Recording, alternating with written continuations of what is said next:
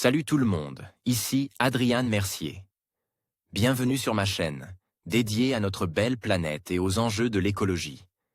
Si vous voulez en apprendre plus sur comment protéger notre environnement et adopter des gestes éco-responsables, pensez à vous abonner pour rester informé. Prêts à explorer ensemble? C'est parti. Bonjour à tous. Aujourd'hui, je vous invite à découvrir un sujet fascinant et un peu surprenant, ces adorables animaux qui sont en réalité des cannibales. Oui, vous avez bien entendu.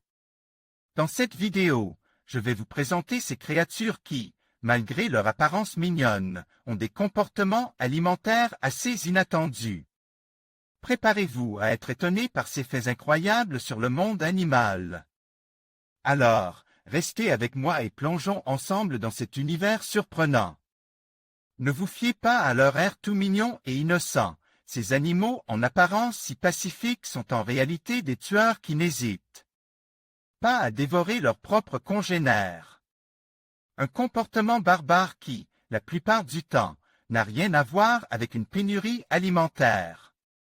On connaît bien les exemples de la veuve noire ou de la menthe religieuse, qui dévore le mâle sitôt l'accouplement termine. Mais, dans le règne animal, le cannibalisme est loin d'être une exception. Même des animaux insoupçonnables s'adonnent à cette pratique a priori contre nature. Que ce soit pour éliminer la concurrence, pour se nourrir ou par instinct de survie, leur menu s'enrichit souvent de leurs propres congénères. Le hérisson. Omnivore, le hérisson se nourrit essentiellement d'insectes, mille-pattes, mouches, criquets. Mais aussi de fruits, de champignons, et occasionnellement de limaces et d'escargots. Il arrive pourtant que la maman hérisson dévore une partie ou l'intégralité de sa portée après elle accouchement, un comportement appelé cannibalisme puerpéral qui serait dû à un instinct de survie lorsque la mère est effrayée ou qu'elle se sent observée. Le risque est d'autant plus grand chez les hérissons élèves en captivité car c'est un animal très craintif. Pour cette raison, les vétérinaires conseillent de bien garder la mère isolée des regards et des autres hérissons après la naissance. Le hérisson s'adonne au cannibalisme puerpéral qui consiste à manger les bébés après leur naissance. Piotr Laskowski, un splash le cochon. Le cannibalisme est un problème très connu dans les élevages de porcs, notamment lorsque les températures sont trop élevées et que les porcs sont trop serres ou que la ventilation est déficiente. Connu sous le nom de codophagie, ce comportement se traduit par des morsures parfois profondes pouvant dégénérer en abcès. Des problèmes d'appétence liés à un transit alimentaire trop court ou la présence de mycotoxines peuvent également déclencher du cannibalisme, au même titre qu'un rationnement trop sévère ou un repas du soir trop tardif, sachant qu'il existe un pic d'excitation des porcs en fin d'après-midi, indique le vétérinaire François Jegoux sur le site Santé Animale. De mauvaises conditions d'élevage entraînent un comportement cannibale chez le cochon. Julien Duton, un splash le phoque. Quoi de plus craquant qu'un bébé phoque avec sa fourrure blanche? C'est pourtant sans pitié que les mâles dévorent les jeunes phoques afin de se rassasier. Abo van Nier, de l'Université de médecine vétérinaire de Hanovre, Allemagne, a ainsi assisté à une scène particulièrement macabre. Un phoque gris âgé de 5 ans se précipitait sur un jeune phoque, avant de le saisir à la gorge, puis de le pousser dans l'eau. Au bout de 10 minutes, la couleur de l'eau vire au rouge et la victime s'immobilise. Pendant les 90 minutes suivantes, le mâle se nourrit en arrachant l'épaisse peau de sa proie afin d'accéder à la graisse riche en énergie, raconte le scientifique au site national géographique. On ne sait pas si ce cannibalisme est lié à la faim ou s'il est le fait d'animaux un peu dérangés. Le phoque gris, auteur de véritables boucheries.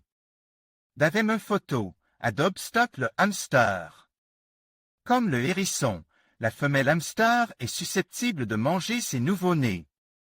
Même si les bébés hamsters sont très mignons, vous devez donc absolument laisser la mère tranquille après l'accouchement, en la préservant de toute source de stress, bruit, lumière vive, regard insistant, déplacement de la cage ou des accessoires. De même, abstenez-vous de manipuler les bébés hamsters car vous risquez de perturber la mère avec une nouvelle odeur. Le cannibalisme puerpéral se retrouve aussi chez le hamster sauvage, victime de dénutrition. Il a par exemple été montré qu'une carence en vitamines chez les grands hamsters d'Alsace entraîne un détachement de la mère par rapport à ces petits, qui finit par les manger encore vivants. Un phénomène aggrave par la monoculture de mémés.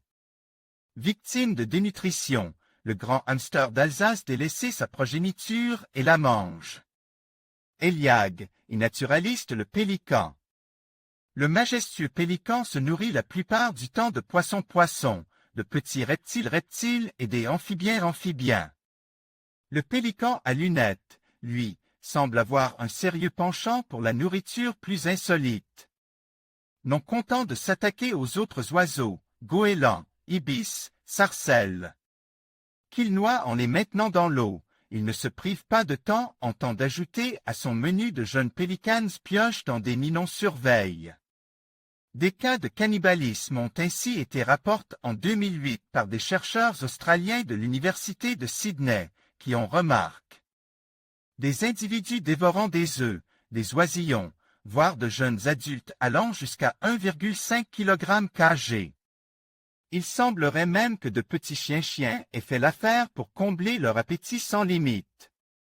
Le pélican à lunettes mange des jeunes individus allant jusqu'à 1,5 kg.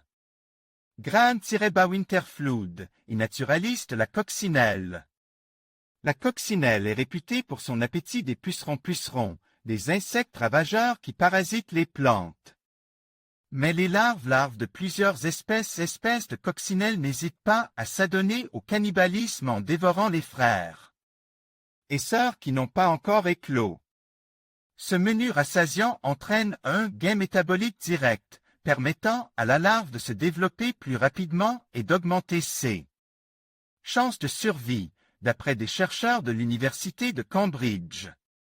Les larves cannibales ont ainsi 81% de chances d'atteindre l'âge adulte, contre 46% des larves non cannibales. Le cannibalisme est également un moyen bien utile d'éliminer la concurrence. La larve de coccinelle mange les frères et sœurs pour se fortifier. Marek Kosmal, Adobe Stock l'écureuil. Avec son museau si mignon et son air innocent, on ne soupçonnait pas que écureuil roux cache un cannibale et un tueur d'enfants. Une étude publiée en 2018 dans The Scientific Naturalist a mis en évidence des cas de bébés écureuils tués et mangés par des mâles dans le Yukon, au Canada.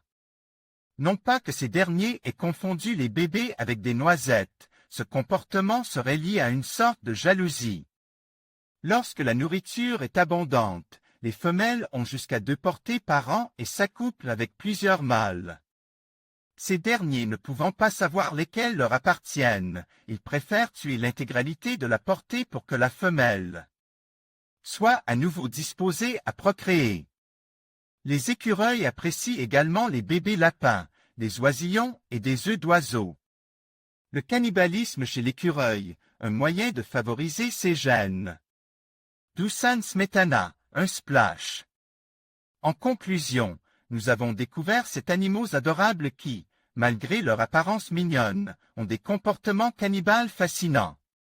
Ces créatures nous rappellent que la nature est pleine de surprises et que même les plus petits peuvent avoir des instincts de survie étonnants. Merci de nous avoir rejoints dans cette exploration intrigante. N'hésitez pas à partager vos réflexions sur ces animaux et à vous abonner pour d'autres vidéos captivantes sur le monde animal. À bientôt.